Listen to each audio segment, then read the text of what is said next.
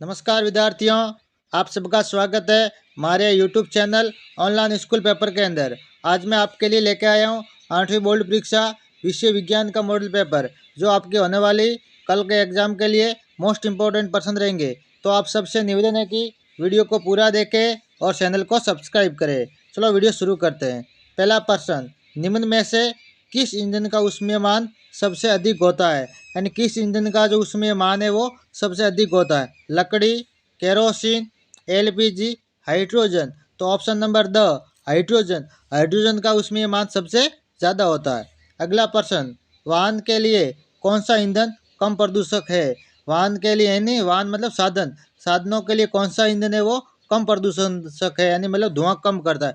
Diesel, संपीड़ित प्राकृतिक gas, petrol, द्रवित पेट्रोलियम गैस। तो ऑप्शन नंबर ब संपीड़ित प्राकृतिक गैस सीएनजी। ये मोस्ट इम्पोर्टेंट प्रश्न है, आपको याद करना है और अपने दोस्तों को शेयर करना है ताकि आप अपने कल के होने वाले एग्जाम के अंदर अच्छे नंबर ला सको। अगला प्रश्न, भारत का प्रथम आरक्षित वन है? भारत का प्रथम आरक्षित वन कौन सा है? सतपुड़ा राष्ट्रीय उद्यान, पचमंडी उद्यान, भरतपुर अभयारण्य, काजीरंगा राष्ट्रीय उद्यान। तो ऑप्शन नंबर अ सतपुड़ा राष्ट्रीय उद्यान भारत का प्रथम आरक्षित वन है। अगला प्रश्न, आवर्ती को किस से मापा जाता है? आवर्ती को किस में मापा जाता है? सेकंड में, हर्ट्ज में, आयाम से, दोलन से। ऑप्शन नंबर ब हर्ट्ज से, यानी आवर्ती को हर्ट्ज में मापा जाता है।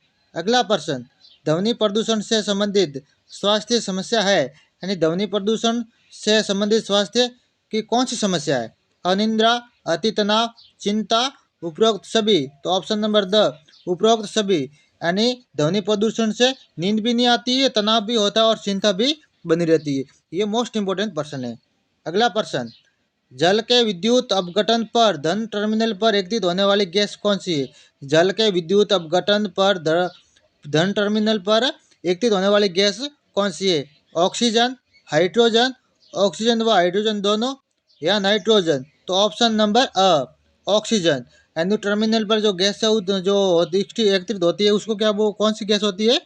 Oxygen gas. अगला प्रश्न, संसान तथा जंग लगने से बचाने के लिए लोहे पर किसकी परत चढ़ाई जाती है? संसान तथा जंग लगने से बचाने के लिए लोहे पर किसकी परत चढ़ाई जाती है? जिंक, स्टील, तांबा, सिल्वर। तो ऑप्शन नंबर अ जिंक। संसार तथा जंग लगने से बचाने के लिए उस पर हम जिंक की परत चढ़ाते हैं। मोस्ट इम्पोर्टेंट प्रश्न है। अगला प्रश्न, भूकंप आने का कारण है, भूकंप आने का क्या कारण है? ईश्वर का प्रकोप, अति वर्षा, पृथ्वी की प्लेटों की गतियां, ग्रहों की गति। तो ऑप्शन नंबर स पृथ्वी की प्लेटों की गतियों के कारण भूकंप आते हैं। आगे, रिक्त स्थानों की पूर्ति उचित शब्दों द्वारा कीजिए, यानी कोष्टक में ये शब्द लिखे हुए हैं, इसके द्वारा हमें खाली जगह भरनी है। वह क्षेत्र जिसमें जंतु अपने प्राकृतिक आवास में संरक्षित रहते हैं या संरक्षित होते हैं उसे वन्य जीव अभयारण्य कहते हैं। अगला, किसी क्षेत्र विशेष में पाई जाने वाली स्पीसीज विशेष क्षेत्रीय स्पीसीज कहलाती है। प्रवासी पक्षी सुदूर क्षेत्रों से जलवायु परिवर्तन के कारण पलायन करते हैं। जलवायु परिवर्तन के कारण पलायन यानी एक जगह से दूसरी जगह जाते हैं। ये मोस्ट इम्पोर्टेंट प्रश्न है, आपको याद कर लेना है। अगला प्रश्न, जैव विविधता का अर्थ है किसी विशिष्ट क्षेत्र में पाए जाने वाले सजीवों की विभिन्न किस्में। जैव विविधता का कारण अर्थ क्या होता है? किसी विशिष्ट क्षेत्र में पाए जाने वाले सजीवों की विभिन्न किस्में, जीवों की विभिन्न किस्में। ठीक है, ये मोस्ट इंपोर्टेंट है, खाली जगह के अंदर जैव विविधता आएगा। आगे, निम्न कथनों के सामने सत्य और असत्य लिखिए। आगे जो प्रश्न दिए उसे हमें सत्य और असत्य बताना। कोलतार एक सुगंधित काला गाढ़ा द्रव है। तो कोलतार वो सुगंधित नहीं, अप्रिय, असुगंध मतलब दुर्गंध वाला गाढ़ा है, ये असत्य है। ठीक है। आगे, पेट्रोलियम गैर रंग का तेली द्रव है, ये सत्य है। कोयले के परिक्रम द्वारा कोक बनाते समय प्राकृतिक गैस नहीं, इसमें कोयला गैस प्राप्त होती है, असत्य है। वायु में गर्म करने पर कोयला जलता है और मुख्य रूप से कार्बन डाइऑक्साइड गैस उत्पन्न करता है, ये भी सत्य है। ये मोस्ट इंपोर्टेंट प्रश्न है, आपको याद कर लेने। 100% परीक्षा में ऐसे ही प्रश्न आएंगे। अगला प्रश्न, उर्वरकों के उपयोग से मिट्टी की उर्वरता में अगला प्रश्न, उर्वरकों के उपयोग से मिट्टी की उर्वरता में आई कमी को दूर करने के कोई दो उपाय बताइए। तो उर्वरकों के स्थान पर जैविक खाद का उपयोग करना। जैविक मतलब गाय भैंसों का गोबर वाला खाद।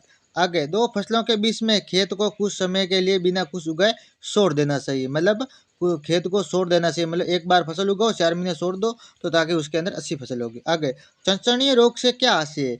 सूक्ष्म जीवों द्वारा होने वाले ऐसे रोग जो संक्रमित व्यक्ति से स्वस्थ व्यक्ति में वायु, जल, भोजन अथवा कायिक संपर्क द्वारा फैलते हैं, संचरणीय रोग कहलाते हैं। यानी सूक्ष्म जीवों द्वारा होने वाले ऐसे रोग जो संक्रमित व्यक्ति से स्वस्थ व्यक्ति में वायु, जल, भोजन अथवा कायिक संपर्क द्वारा फैलते हैं, संचरणीय रोग कहलाते हैं। जैसे कि खांसी, जुकाम, ये सब संचरणीय रोग होते हैं। ठीक है। आगे, दो जीवाश्म ईंधनों के नाम बताइए। जीवाश्म ईंधन जीवों वाले कोयला और पेट्रोलियम, दो जीवों के अवशेष से जो ईंधन बनता है उसे जीवाश्म ईंधन कहते हैं। ठीक है, जो कोयला और पेट्रोलियम है। ये मोस्ट इंपोर्टेंट पर्सन है। आगे, अम्ल वर्षा के लिए उत्तरदायी दो गैसों के नाम। तो अम्ल वर्षा के लिए उत्तरदायी दो गैस है सल्फर डाइऑक्साइड और nitrogen dioxide. Most important person है, आपको याद कर लेने। आगे, संकटापन जंतु किसे कहते हैं? संकटापन जंतु वह जंतु जिनकी संख्या एक निर्धारित स्तर से कम होती जा रही और वे विलुप्त हो सकते हैं, संकटापन जंतु कहलाते हैं। आगे, लैंगिक जनन से क्या आशय?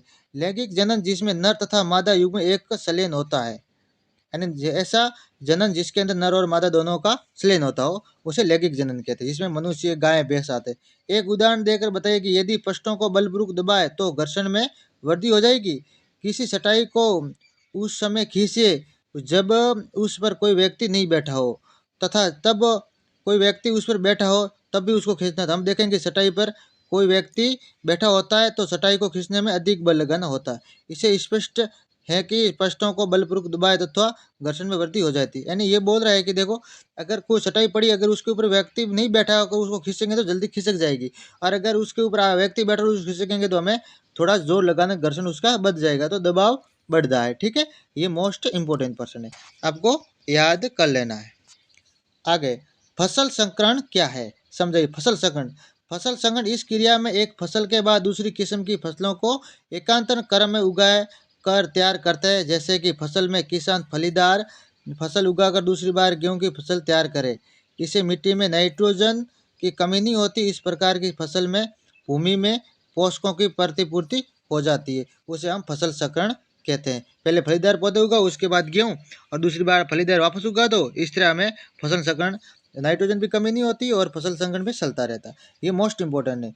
निम्न का आशय स्पष्ट कीजिए। जरायुज और अंडपरजक, इन दोनों की हमें परिभाषा बतानी। जरायुज वे जंतु जो सीधे शिशु को जन्म देते हैं, जरायुज जंतु कहलाते। जरायुज का मतलब सीधे बच्चों को जन्म देना। जैसे गाय, बिल्ली, कुत्ता, ये अंडे उत्पन्न नहीं करते। इनकी मादा विकसित शिशु को जन्म देती है। ठीक है। अंडपरजक वे जंतु जो अंडे देते हैं, अंडपरजक जंतु कहते हैं। जैसे कि मेढक, छिपकली, तितली, ये जंतु अंडे देते हैं, इनके शिशु अंडों से विकसित होता है, ये हम सबको पता है। अगला, संपर्क और असंपर्क बलों में अंतर बताइए। संपर्क और असंपर्क बल, ये मोस्ट इंपोर्टेंट है, आपको याद कर लेना है। आगे, तल घर्षण से क्या आशय? पानी में गति करने वाली वस्तुओं की आकृति विशेष प्रकार की क्यों बनाई जाती है?